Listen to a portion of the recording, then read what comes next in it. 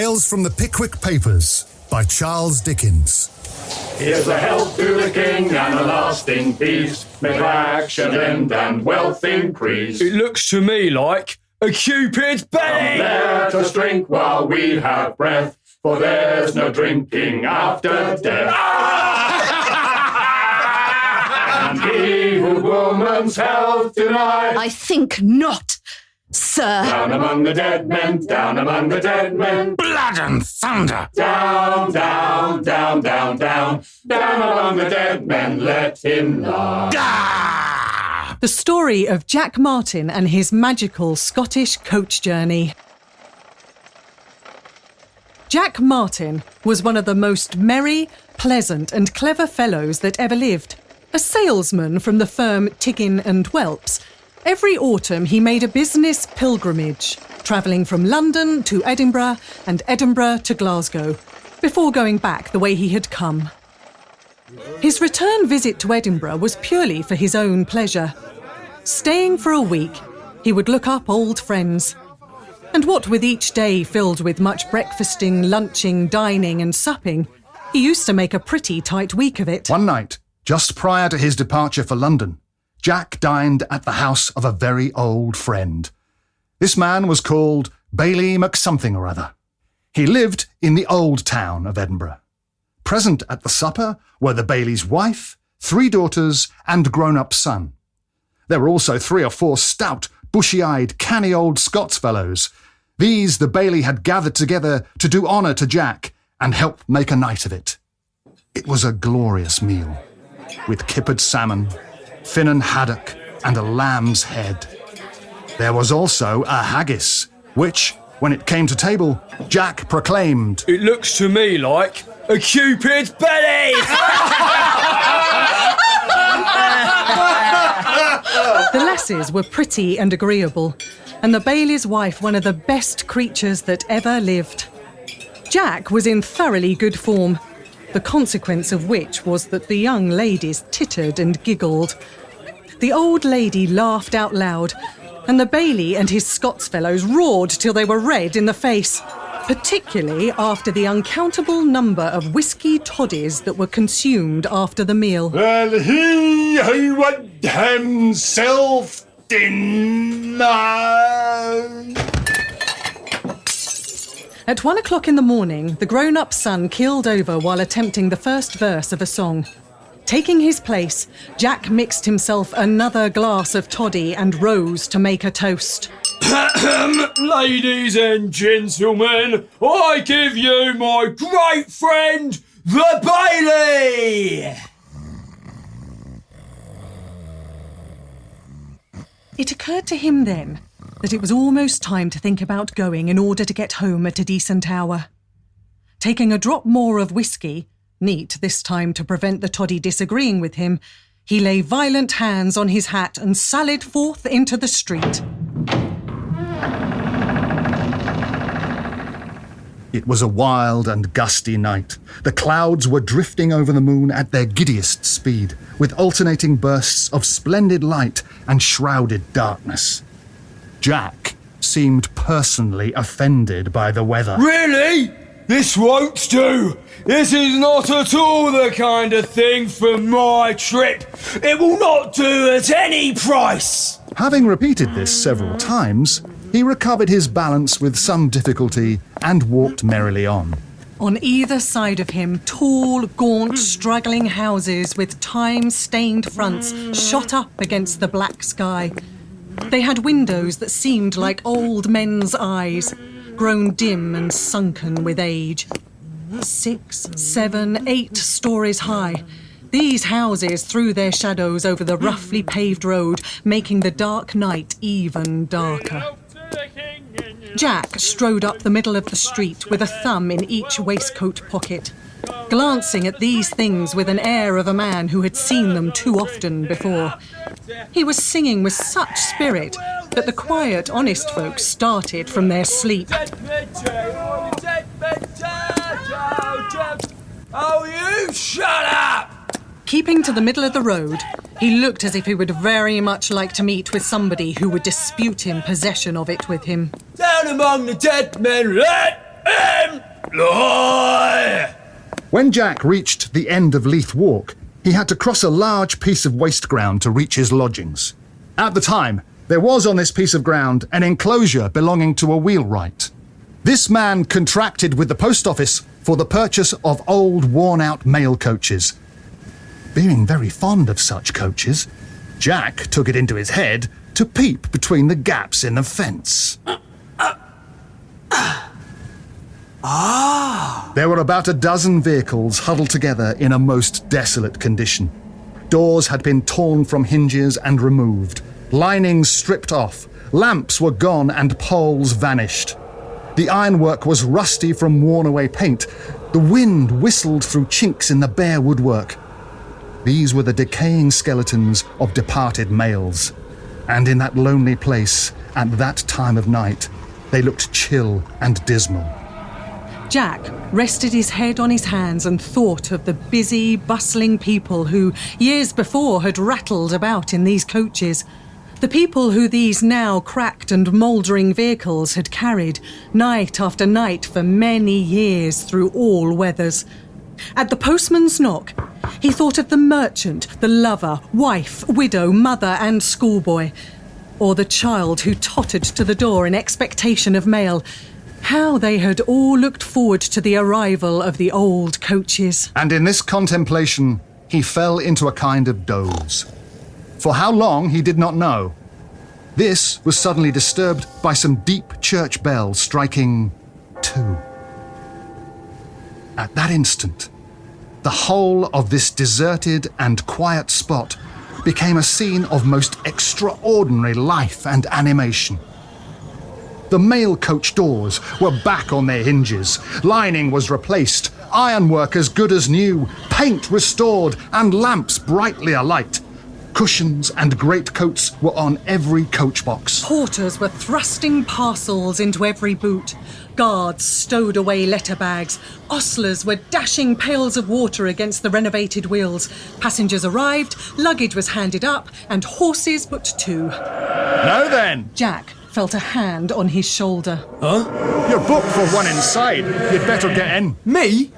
Booked? Yes, certainly. Jack was dumbfounded, not least by the fact that he could not tell where the crowd of people that poured in at every moment came from. They seemed to appear in some strange manner from the ground or the air and disappear in the same way. When a porter put his luggage in the coach and received his fare, he turned round and was immediately gone, to be quickly followed by half a dozen others, staggering under the weight of parcels which seemed big enough to crush them. The passengers were all dressed so oddly too, with large, broad-skirted lace coats, great cuffs, no collars, and wigs. Great formal ones with a tie behind. Well, I'll be jiggered. Now, are you going to get in? The mail guard had a lantern in one hand, which he held to Jack's face. In the other, he had a huge blunderbuss gun, which he was going to stow in his little arm chest. Are you going to get in, Jack Martin? Hello? That's a bit familiar. It's on the way bill. Isn't there a Mr. before it? No, there is not. Is the fare paid? Of course it is. It is it? Then here goes. Which coach? This one. The guard pointed to an old-fashioned Edinburgh and London vehicle. Stop! Here are the other passengers. Let them get in first. As the guard spoke, a young gentleman appeared in a powdered wig and sky blue, silver-trimmed coat lined with buckram.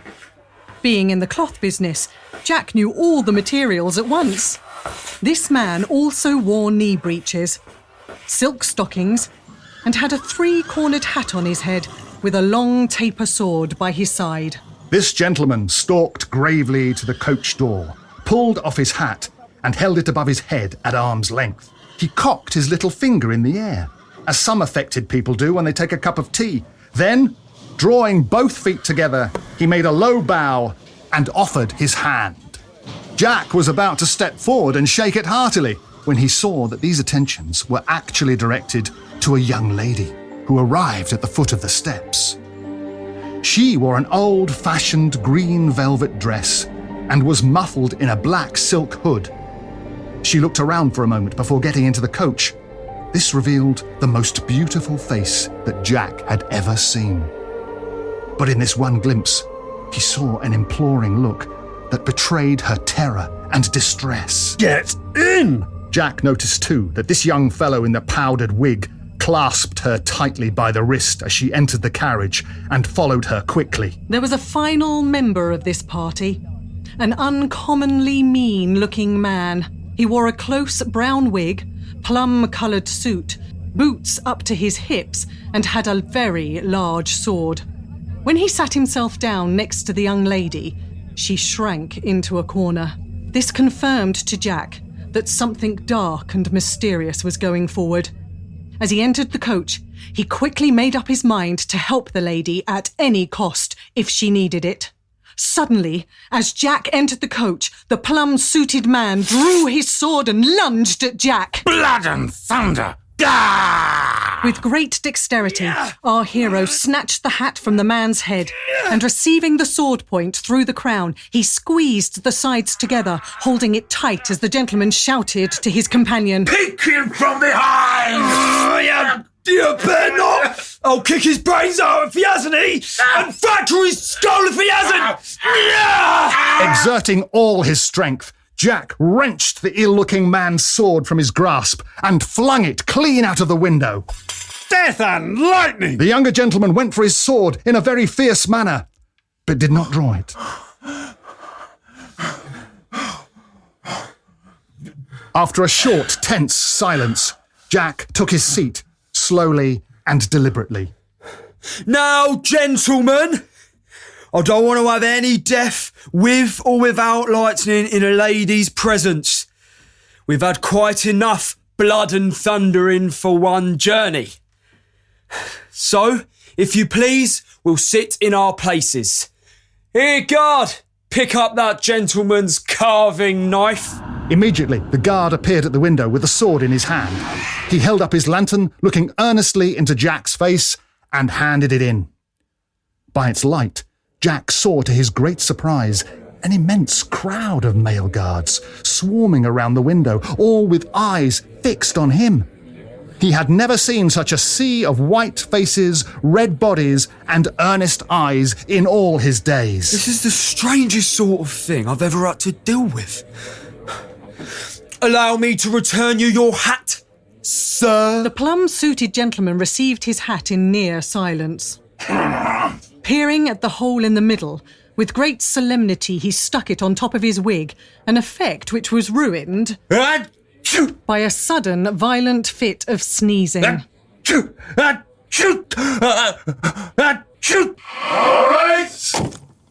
At the guard's cry, they set off.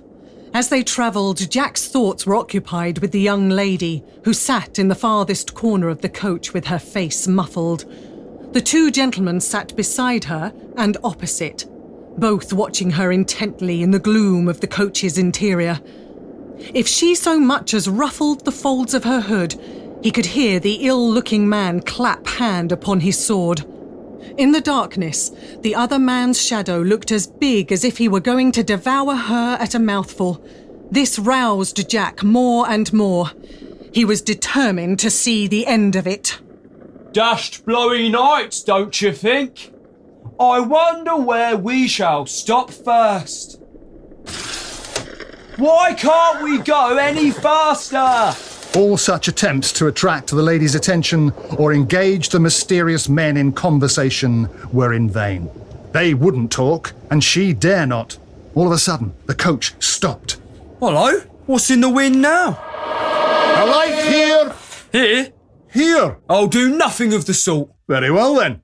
Stop where you are. I will. Good! The other passengers had listened to this conversation with great attention. Finding that Jack was determined not to alight, the younger man squeezed past him to hand the lady out. At this moment, the plum-suited man was inspecting the hole in his hat. So, as the young lady brushed past, she dropped one of her gloves, unseen, into Jack's hand and whispered, Help! Her lips were so close to his face that he felt the warm breath on his nose. Immediately, Jack leapt out of the coach at once with such violence that it rocked on its springs. Oh, You've thought better of it, have you? I could wrench that blunderbuss from him, fire it at that cove with the big sword, knock the other one over the head with the stock, and disappear in the gun smoke with the lady. On a set of very quick second thoughts, he abandoned such a melodramatic plan and followed the two mysterious men, with the lady between them, who were now entering an old house. It was the most ruined and desolate place he had ever seen. It looked as though it had once been a large house of entertainment, but the roof had collapsed in many places. They entered a room that contained a huge fireplace. White, burnt wood dust was strewn all over the hearth that was dark and gloomy. Well, a mail coach travelling at a rate of 6.5 miles an hour and stopping for an indefinite time at a hole such as this is rather an irregular sort of proceeding, I fancy. This shall be made known. I will write to the newspapers. Neither of the gentlemen took any notice of this speech. Instead, they whispered at each other and scowled at him. At the far end of the room, the attractive lady ventured to wave her hand as if to attract his attention. Come on, help me, please. At length, the two strangers advanced a little. You do know this is a private room, I suppose, fellow? No, I do not. Fellow? Leave this room now. Eh? Quit this room, or you are a dead man. Run him through! No! All the time he had appeared so indifferent to what was going on, Jack had been looking about for some weapon of defence. As swords were drawn, he spotted in the chimney corner an old basket-handled rapier in a rusty scabbard. At one bound, he caught it in his hand and drew it.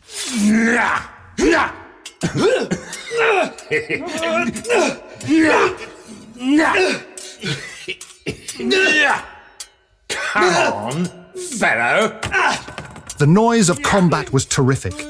At its height, the lady withdrew her hood entirely from her face, to reveal such stunning beauty that Jack would have fought against 50 men. Now he began to power away like a raving giant. This was indeed impressive for a man whose only experience of sword in hand was when he had played Richard III at a private theatre performance some years before. How about you, sir? Meanwhile, the lady was in grave danger. Now I have you, my lady. No!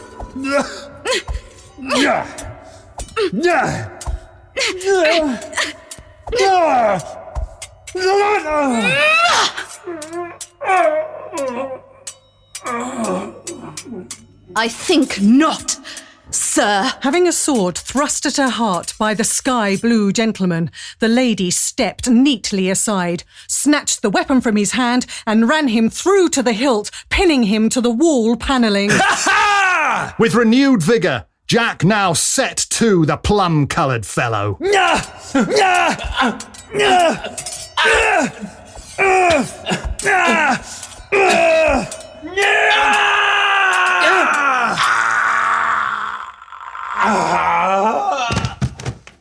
Jack plunged the old rapier into the very centre of a large red flower in the other gentleman's waistcoat, nailing him neatly beside his friend. Both jerked their arms and legs about like a pair of toy shop puppets. The coach! The coach! We may yet escape. She threw her arms around Jack's neck. May escape? Why, my dear, there's nobody else to kill, is there? We have not an instant to lose. He is the only son of the powerful Marquis of Folletterville. Well then, my dear, I'm afraid he'll never come to the title. You have cut him off in his prime. I have been torn from my home and my friends by these villains. In another hour, that wretch would have forced me to marry him by violence. As you may guess from what you have seen, they were prepared for murder if I appealed to anyone for assistance. If their accomplices find us here, we are lost. Another 2 minutes may be too late. The mail coach! They ran to the house door. There stood the coach with 4 long-tailed, flowing-maned black horses ready harnessed. But no coachman, no guard, or even ostler to the horses' heads. You will never leave me? Never! My dear protector. My dear, kind, brave protector. Don't. Why? Because your mouth looks so beautiful when you speak, I'm afraid I shall be rude enough to kiss it. Listen, those are wheels and horses. So they are. We are pursued. Jack made up his mind at once. Lifting the lady into the coach, he mounted to the driving box. Stay, love. What's the matter? I want to speak with you. Only one word. Must I get down? Yes.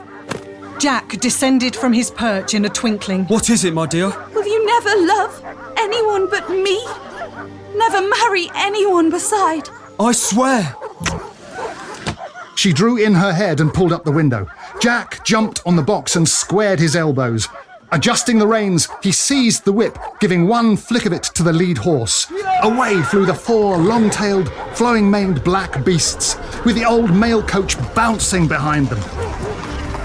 The noise behind grew louder. The faster they went, the faster came the pursuers. Men, horses, dogs, all in pursuit. The noise grew frightful, but above it all, Jack heard a lone, urging voice. Faster!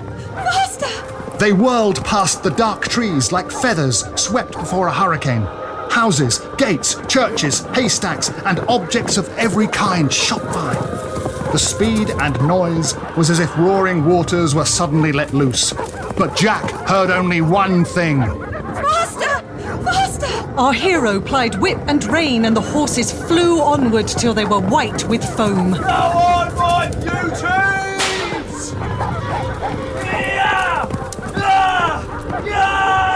Then suddenly, he heard a loud crack. Jack was pitched violently forward, and the world went black.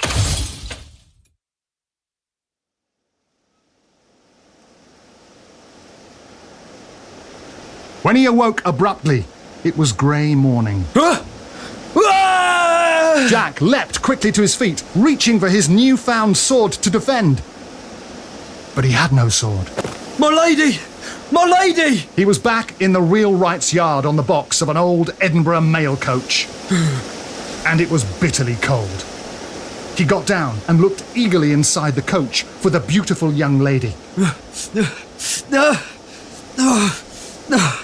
But there was neither door nor seat to the coach. It was a mere empty shell. Of course, Jack knew very well that there was a huge mystery in what had occurred to him. But he was resolute that everything really had happened, as he related these events to his friends afterwards. Will you never love anyone but me? Never marry anyone beside? For the rest of his life, Jack remained true to the great oath he had sworn to the beautiful young lady, refusing several eligible ladies on her account. At the last, he died a bachelor. My dear, kind, brave protector. But he always said to his friends what a curious thing it was that he should have discovered something so amazing by just clambering over a fence one windy Edinburgh morning. The ghosts of mail coaches are in the habit of making journeys every night. Down, down, down, down, down. Down among the dead men, let him lie. In the story of Jack Martin and his magical Scottish coach journey, narrator 1 was played by Lisa Nightingale, narrator 2 by Jim Newbury, Jack Martin by Danny Scott. The guard was also played by Jim Newbury, Nasty Gentleman 1 by Mike Smith, Nasty Gentleman 2 by Mike Aries, and The Young Lady by Emma Willits. It was adapted for radio by Jim Newbury, and all audio, sound effects and soundscapes were created by Robbie Burgess. This was an Old Dolly People Scope production. Love and wine their rights maintain, and their united pleasures reign. While Bacchus treasures crowns the board, will sing the joy that both afford. And they that won't with us comply, down among the dead men, down among the dead men, down, down, down, down, down. Down among the dead men, let them lie.